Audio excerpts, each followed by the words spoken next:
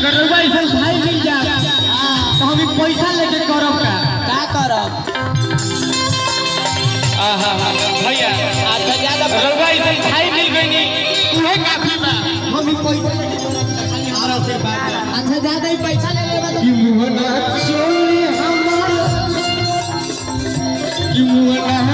चोली हमार कच्चा हर पेटा में वो बंधु न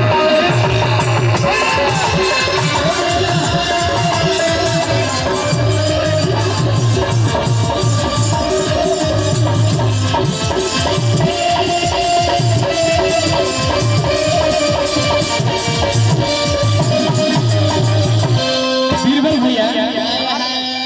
की कइला से मारी यारी उता रेहू घुस के लाइन की छोरी बा लेकिन हमरे गुरु श्री कमलदास कुंवर जी कइले बानी एकरा की कइला से मारी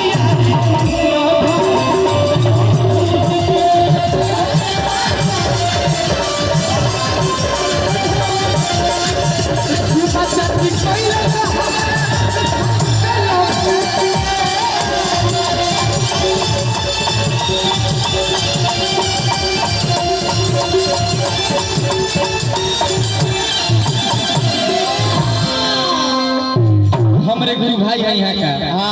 भैया के बार बार कॉल लगी रही है माला के हम नहीं माला पापो पापो हमारे गुरु श्री कमलदास कुंवर जी के मित्र बानी गुरु बाबा नगर उपाध्यक्ष के तरफ से हजारों हजार रुपए के पुरस्कार रही बाबा के बार बार कॉल लगी रही कौन डबलो भैया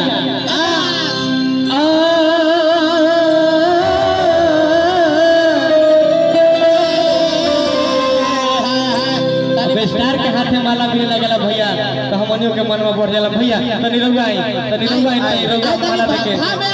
भाई रहुआ की कइला